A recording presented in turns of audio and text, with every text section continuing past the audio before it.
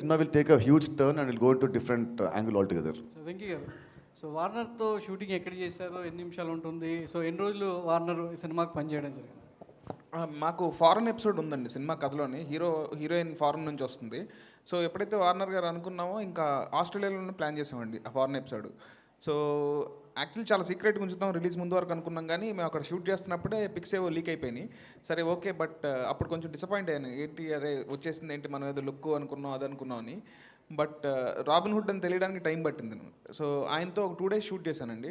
2 days చాలా బాగా జరిగిందండి. అంటే మీ ప్రమోషన్ ఒక ఎత్తు అయితే, డేవిడ్ వార్నర్ యాక్ట్ చేశారు, గెస్ట్ రోల్ చేశారు అనేది, ఆయన ప్రిలీజ్ ఈవెంట్ తీసుకురావడం అనేది ఇంకా పబ్లిసిటీ ఇంకా పీక్లోకి వెళ్ళింది. అవునండి. సో మరి అది ఎంతవరకు ఆడియన్స్ని థియేటర్ రప్పించగలదు అనేది మీ డెఫినెట్గా ఆయన్ని గెస్ట్ రోల్ ఉంటుందా? మీరు అది చెప్తున్నట్టు ఒక సర్ప్రైజింగ్ ఎలిమెంట్ అంటున్నారు. అవును, అది సినిమా కూర్చున్న ఆడియన్కి వర్త్ఫుల్ అంటుందండి.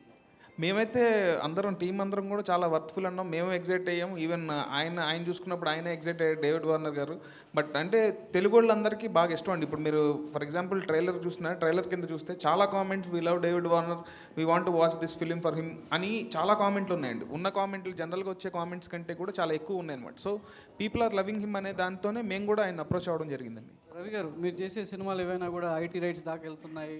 సో ఆఫీసుల చుట్టూ సో ఆఫీసర్స్ అందరు కూడా తిరిగేలా చేస్తున్నాయి. సో రాబిన్ హుడ్ అనేది ఎస్పెషల్గా మనీ రిలేటెడ్ కాబట్టి ఈ సినిమా రిలీజ్ అయిన తర్వాత మళ్ళీ ఐటీ మైత్రి ఆఫీస్ చుట్టూ తిరగాల్సిన అవసరం ఉంటుందంటారా?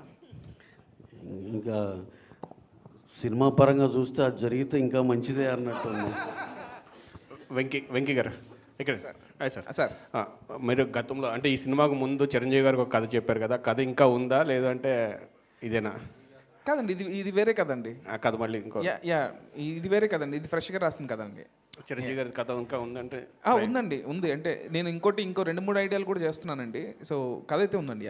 వెంకీ గారు, ఇక్కడ సార్ మీకు భీష్మకి సపోర్ట్ స్క్రిప్ట్ పరంగా త్రివిక్రమ్ గారు అనే ఒక సపోర్ట్ అనేది ఉంది.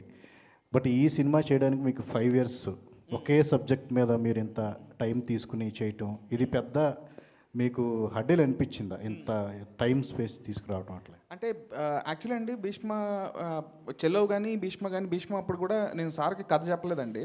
సార్ మొత్తం అయిన తర్వాత త్రివిక్రమ్ గారు సినిమా అయిపోయిన తర్వాత చూసారండి ఎడిట్ రూమ్లో. సో అప్పుడు చూసినప్పుడు చాలా మెచ్చుకున్నారు, అంటే చాలా బాగా రాసావు, చాలా బాగా తీసావని. అండ్ ఈ సినిమాకి స్టార్ట్ అయినప్పుడు ఏంటంటే నేను ఇంకొక 2-3 కథలు అనుకోవడం, అవి వర్కౌట్ అవ్వకపోవడం, అండ్ మళ్ళీ దానివల్ల టైం కొంచెం ఎక్కువ అయిందండి. సో మళ్ళీ నేను ఈ రాబిన్ హుడ్ చేద్దామని అనుకున్నప్పుడు ఈ కథ రాయడానికి నెక్స్ట్ తర్వాత సినిమాలో హీరోయిన్ కూడా రిప్లేస్ అయ్యేసరికి ఇలా టైం పట్టిందండి. అంతేగాని ఇది వాంటెడ్గా ఏదో టైం పట్టేసిందని కాదు, అలా వచ్చింది.